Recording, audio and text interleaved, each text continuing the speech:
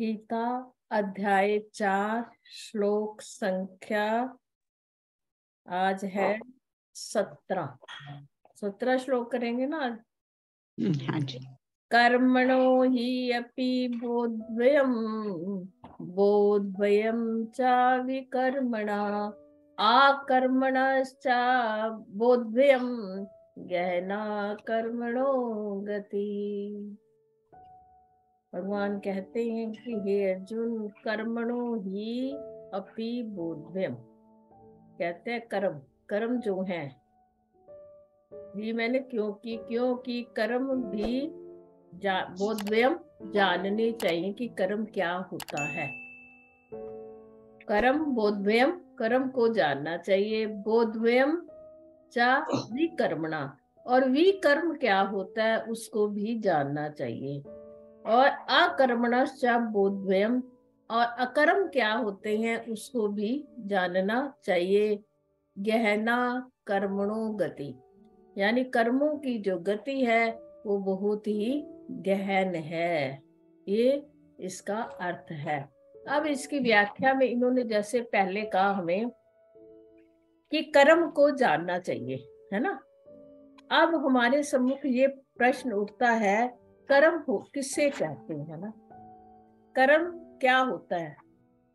कर्म वो होता है जो कि क्रिया, जो संसार में हम अपने शारीरिक मानसिक रूप से जो भी क्रियाएं करी जाती हैं वो सारी कर्म के अंतर्गत आती हैं। ठीक है, तो फिर कहते हैं कि कर्म जो है किसे, अब ये कर्म की परिभाषा तो हमको पता चल गई ना। कर्म किसे कहते हैं? कर्म वो होता है जो हम शरीर के द्वारा और अंतःकरण के द्वारा जो भी क्रियाएं करते हैं उसको कर्म कहते हैं। फिर उन्होंने कहा विकर्मणश्च, और विकर्म क्या होते हैं उनको भी जानना चाहिए ना।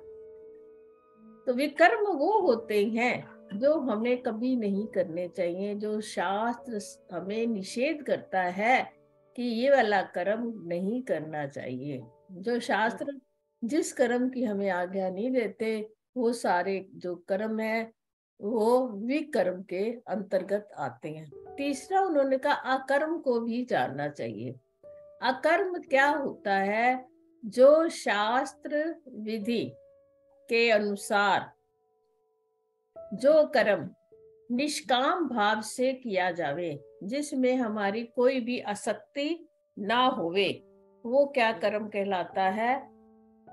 अकर्म कर्म कहलाता है। अब तीनों को हमने जान लिया, कर्म क्या है, अकर्म क्या है और विकर्म क्या है।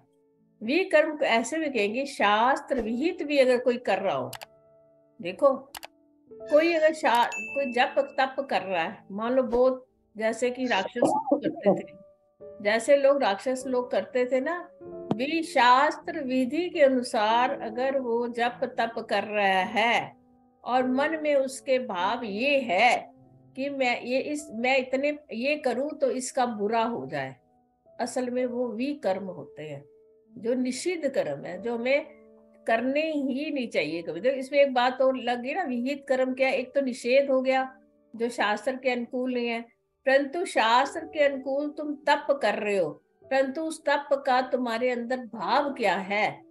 भाव किस लिए कर रहे हो? कर्म तो अच्छा कर रहे हो, तप कर रहे हो, है ना। जैसे ये सारे रावण वगैरह तप करते थे, उसके बाद कहते थे ना, इनकी मारने के लिए, देवताओं को मारने के लिए जो राक्षस लोग तप करते थे, तपस्या करते थे, पर उनका जो मुख्य जो कारण होता था कि इसका विनाश हो जाए।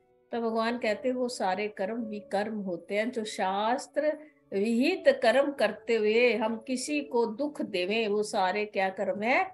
यानी जिस कर्म करने से हम किसी को दुख पहुंचाते हैं वो सारे कर्म क्या होते हैं? निषिद्ध कर्म होते हैं और विकर्म कहलाते हैं। इसलिए विकर्म कर्म तो हमें जीव को कभी भी करना नहीं चाहिए। एक कर्म हो गया जिसको हम कहते हैं कर्म योग, यानी जो कर्म हम करते हैं, है ना, उसमें हमारे को कर्म किया, मान लो हमने कर्म योग किया, परंतु कर्म योग हमने दो भावों से करा। एक हमने सकाम रूप से करा और एक हमने निष्काम रूप से करा। तो ये जो कर्म तो है, परंतु जो हमारे चित्त में इस कर्म की 3 अवस्थाएं बन जाती हैं। कर्म कर रहे हैं हम, परंतु चित्त में जाकर वो हमारा कभी बन जाता है अकर्म, कभी बन जाता है विकर्म और कभी बन जाता है अंतःकरण में जाके कर्म तो है ही है। तो ये अंतःकरण के साथ संबंध होता है। कर्म तो कर्म है, क्रिया है, क्रिया हम कर रहे हैं, उसका संबंध क्या है? क्या वो किसी को हानि करने के लिए है क्रिया, या बिल्कुल निष्काम भाव से है, आसक्ति से रहित कर्म है? तो इस चीज का हमें भगवान कहते हैं तुम्हें इन सब को जानना बहुत जरूरी है। अब ये जो कहते हैं, अब प्रश्न उठा कि कर्म तो करने ही पड़ेंगे, संसार में आए हैं, कर्म के बिना तो हम रह ही नहीं सकते, नित्य कर्म तो अपने आप स्वतः ही होते ही रहते हैं। अकर्म हम अपनी क्या है अंतःकरण को नहीं जोड़ते, मन बुद्धि को ना जोड़ के सिर्फ निष्काम भाव से करते रहते हैं, वो अकर्म होते हैं, जिनको बिल्कुल हमारी कोई कामना नहीं है, कोई हमारी कर्म के साथ आसक्ति नहीं है, कर्म आया और कर दिया, है ना। ये तो हो गया हमारा अकर्म हो गया, आया कर्म कर दिया, पर उसके साथ हमारी कोई कामना जुड़ी नहीं हुई है, या कर्म का फल नहीं उसके साथ जुड़ा हुआ। कर्म का जो फल जुड़ जाता है ना, वो कामना बन जाती है। कामना ज्यादा होने से ही, अब पता देखो, कर्म तो कर्म हुआ जो करना ही है, अकर्म हुआ कि उसमें हमने अपने अंतःकरण को नहीं जोड़ा, निष्काम भाव से कर लिया।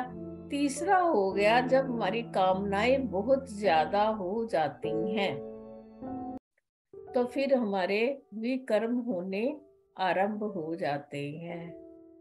फिर हमारी कामना होती है कि हमें धन मिले, है ना, और दूसरे का क्या हो जाए, चाहे हानि हो जाए, परंतु मेरे को हमेशा लाभ होए, यही करते हैं ना हम लोग। तो फिर उसके लिए हम गलत काम भी करते हैं, दूसरे को हराने के लिए, दूसरे को नुकसान पहुंचाने के लिए। ये भी जितने हम अंतःकरण से सारे, चाहे शरीर से कर रहे हैं, कहते हैं अंतःकरण नहीं जुड़ा, पर शरीर से अगर हम दिखाई दे रहे हैं कर्म करते हुए, पर अंतःकरण में हम उसी व्यक्ति का बुरा चाहते हैं, तो वो भी हमारा विकर्म हो जाता है।